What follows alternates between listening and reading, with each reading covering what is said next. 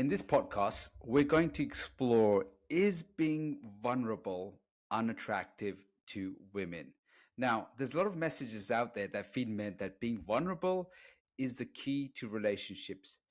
But also, it's confusing for men because they report that when they're vulnerable, she pulls away, she looks disgusted, and even becomes upset. So, should we be vulnerable in our relationships? If not, why not? And if so, what's the best way to be vulnerable? Welcome to the Nice Guy Show. I'm your host, Faisal Kokar, and I'm joined by Ari and Chuck. We are three normal Mr. Nice Guy specialists. Now, let me read out a quote for you. And this is by Brene Brown from her book, Daring Greatly. And she said, here's the painful truth that emerged from her research with men. We ask them to be vulnerable, we beg them to let us in, and we plead with them to tell us when they're afraid. But the truth is that most women can't stomach it. In those moments when real vulnerability happens in men, most of us fear, and then the fear manifests into everything from disappointment to disgust. And men are very smart. They know the risks, and they see the look in our eyes when we're thinking, come on, pull it together, man up. And this was Berna Brown in her book, Daring Gratefully. So is being vulnerable risky? Let's explore vulnerability. Ari, has vulnerability ever ruined your relationship or attraction in a woman? Yes, and yes. Um, I mean, definitely in my marriage, I was over vulnerable. So I think um, you definitely can go overboard into always wanting to share your feelings, always wanted to process, wanting your partner to be your therapist. Being needy. So I think that's where vulnerable goes way overboard, and that's where some nice guys like myself have been. Um, so, does it ruin attraction? Yeah, I think sometimes when I'm dating somebody new, um, told them too much about myself, maybe too much about um, my marriage and what happened. Even though I'm doing it in a confident way, it just might be too much. So I think there's a risk of oversharing. Yeah. That that's an issue that can help, or that can come up with being too vulnerable. So I think it's a real challenge, and this is something that we coach men on. Is what's the right amount of vulnerability? That it's almost like a formula that you have to follow until it becomes more natural. Do you know the formula? I do. I'm not going to tell anybody, but Ari, thanks for that. Chuck, vulnerability. Is it important or does it ruin relationships? What's or is there a balance that we need to have? Well, I think what Brene Brown often talks about is she's talking about connection. How do we connect and attach as humans? And so one of the ways her research found was that through vulnerability, that when we share parts of ourselves with other people that they can relate to, that creates the connection. And so when I'm vulnerable, I'm actually kind of like allowing you to see into me, or intimacy is into me, see. And when I'm vulnerable, I'm offering a bit of intimacy, a chance for you to know part of me. And for the most part, I think people really like that. But what I've found is that, like, for example, my wife will say, well, I really want to know what's going on with you. So I'll say, okay, well, what you're doing right now is really bothering me. It's bugging me, you know. Let me tell you how I feel about what you're doing. And she's going, that will send her into her primal brain, and she'll get really upset with me for telling her. And I'll say, well, I thought you wanted me to tell you what I was feeling and what was going on. Well, I do, but I also, can't handle it, kind of like what Brene was talking about in that quote that you wrote about. So and what she's saying, and I believe is true, is like, it's really confusing for us guys. And you say you want me to be vulnerable and you want to know what's going on with me, but when I tell you what's going on with me, you get angry at me and you tell me I shouldn't feel that way. So then we go, okay, well, screw that. I'm not going to be vulnerable anymore. And we put the armor back on. And then lo and behold, she's saying, well, you never tell me what's going on. Duh. You can't win, can you? You can't win, right? So I think when it comes to, like, if I'm struggling with something that has nothing to do with her, she likes that because she kind of feels like I'm offering her something that's something she can either help with or connect with or something like that. But if it has anything to do with her, then what I found is that the defenses go on. And probably rightly so. I mean, I'm guessing I'll probably do the same thing if somebody came to me and said, if I said, well, tell me how you're feeling. And they're like, well, you're really pissing me off. I'm probably going to be defensive about that. But I think the point is that it's very, very confusing to men when a woman says she wants us to be vulnerable, and then we are, and then we get our heads bitten off as a result of it. And so, Yeah. It is confusing because we don't know how to calibrate or gauge where we are, because it's a really good point that you raised. And sometimes I'm sure that she's asking us, how do you really feel? And then guys sometimes are raw, and either of us can be quite raw, and we're raw and we say it as it is, and it hurts the other person. It happens both ways, and it hurts the other person, and then they can see that hurt. They can see, or we can see that they're hurt. And then what we do is there's a wall that they create, and then another wall that we create, because I've seen them, I've hurt them, I'm going to put a wall up because I'm not going to say it again, it's not safe. And there's a lot of shaming that goes on, so there's no real uh, it stops that vulnerability flow, right? And so what can guys do? What can we do? Because I know in my relationships I struggle with vulnerability at first, bit like Ari, you were saying. I came very needy. I mean, it was my neediness that was, I need you to I need you to understand this, I need you to hear this, I need you to know exactly what I'm feeling, right? There was no self restraint, there was no self control over my vulnerability.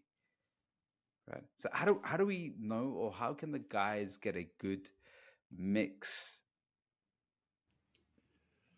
I well, I think think women want their man to have metabolized their feelings before the man shares the feelings with her. They want you to have processed it to some extent and self-soothed, so it's in a manageable form when you share them with her. I think that's what women want.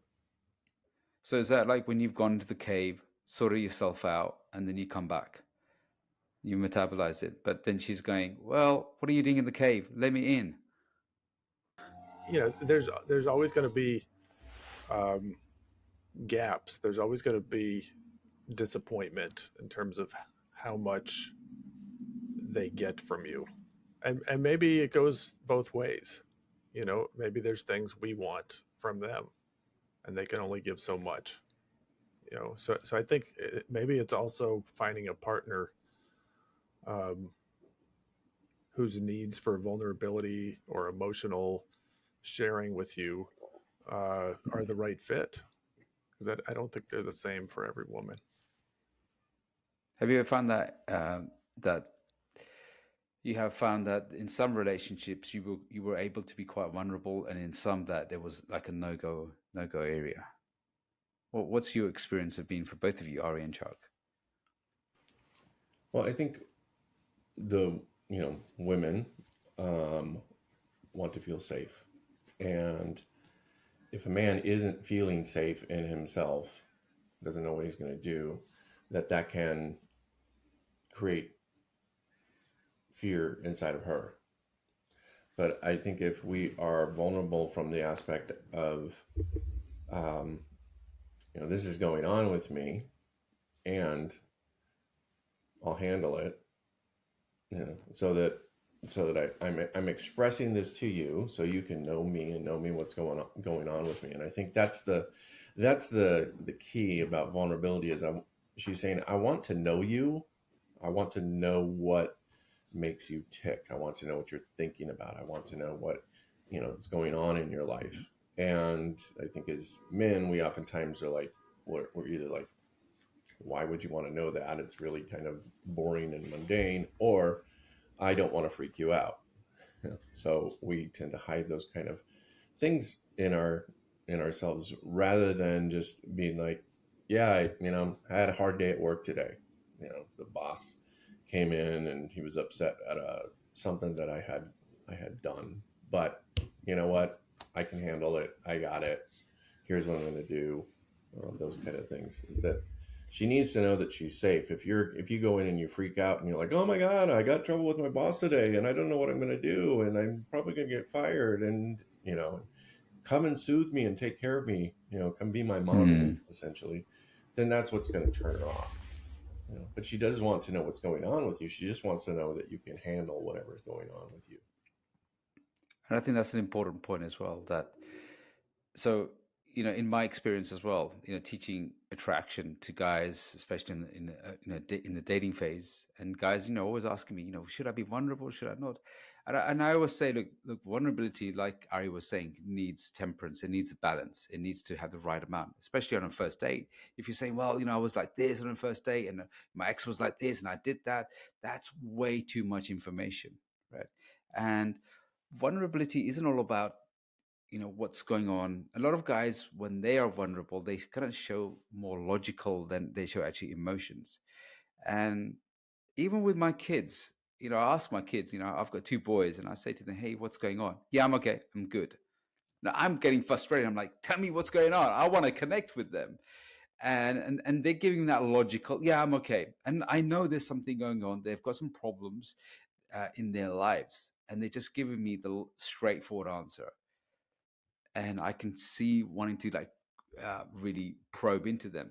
And there are times when they're like chaotic, and I'm thinking, and they're over explaining, over dramatizing things, and then I'm thinking, keep it together. So I can see how either side of it. And one of the ways I always tell guys, there's two ways to be vulnerable. One is going to turn women off. One is going to turn them on, right? And is vulnerability important? Yes, vulnerability is important for all humans to connect to. And as Dr. Glover said, it's the rough edges that we fall in love with, because we don't want that perfect person. So there's two ways I teach them. One is the first two W's. One is the worrier. That's what the nice guys do. They worry, worry, worry, panic. Oh my God, I've lost my job, or oh my God, this is going to happen. So they catastrophize things. They make things. Is that you? All right. Yeah. Yeah. So you've got the warrior one who's like panicky, who's more like childish, adolescent. And I was like that too. And I was just over emotional, very raw, haven't processed anything, and just really raw. And of course, that's going to send anyone's nervous system into chaos. The second one is called the warrior one, the strong one. Like you were saying, Chuck, I've processed things, I worked things out. Hey, I've lost my job, or this has happened in my life, but I'm going to work it out. It's going to be okay. I'm resilient. And that's what it signals, that my armor is battered, but I'm going to go, heal, come back, and be strong. You know, Yeah, and I think that if we're confused, because I think that's kind of what your quote was bringing out, is that we're confused. I don't know what to do. I don't know if I should be vulnerable and tell her everything that's going on in my life, or I should hold everything back. And I think there's a middle ground. I think there's a way that we can be both solid in ourselves and soothing our own nervous system, and yet being open and vulnerable and truthful about what's going on inside of me. She wants to know what's going on inside of you so that she can trust you. And if you're not telling her what's going on inside of you, she can't trust you. And if you're telling her everything that's going on inside of you, she won't trust you either. So you have to find that middle ground of um, solid frame. That's the masculine. I got this. And here's the chaos that's going on in my life. Here's how I hold it. And I think those Yes, two things, then that creates trustability. When she feels trusting, then she feels safe. If she feels safe, she's going to feel connected. absolutely. Vulnerability with frame control or the warrior. That's an important thing. So let's just wrap this up. Any tips that you would want to give away? Ari, any tips about being vulnerable or vulnerability? Yeah, I mean, I think part of being in your masculine energy, yeah, it's having your own processes of just maybe being vulnerable with yourself first, whether it's journaling, whether it's just time on a walk, or even talking with a guy friend. You know, it's metabolizing what the feelings are first before sharing them. Yeah, that's such an important point. Metabolize them, work it out with your guy friends, work it out with therapist, coach, who else. Just work that out because we are going to go in that cave, and a lot of guys isolate themselves, trying to fix it themselves, and they just go in this, you know, emotional place, and they overthink it. So that's a really good advice. Chuck, how about you? Any advice you would give about vulnerability? Yeah, if you're going to be vulnerable, err on the side of what's going on outside of the relationship. If you're going to talk about what's going on inside the relationship, I think it requires a little bit more skill than just kind of like, whoa, this is what's, kind of going on for me. I think that what what the feminine wants is she wants a sensitivity, right? She wants to know that you have the ability to be sensitive to her needs. And if you're sensitive, if you can show her like, oh, I'm sensitive over here. So I might say something like, there's something going on with my daughter right now. And I'm feeling really, really anxious about that. And, I know I'll handle it. And yet, I still can't help but I'm just really ruminating about this right now. She's going to go, oh, you're sensitive to your daughter. That means you're going to be sensitive to me. But if I say to her, what you're doing is really pissing me off, that's not me being sensitive. It's me being vulnerable, but it's not me being sensitive. And so I think there's like I said, that middle ground of sensitivity and vulnerability at the same time, that's going to create the connection. But guys are always looking for, the answer. Tell me how to do this. A plus B equals C. And it's really more of an art form of, I know my partner well enough to know that there are some things I can be vulnerable about, and there's other things that I can't. And I'm going to have to find other means of communicating those needs that I have besides just like complete vulnerability, if that makes sense. Because complete vulnerability would be, you know, every time I look at you, you piss me off because you remind me of my mother. Like, there's Yeah, nothing we can do about that.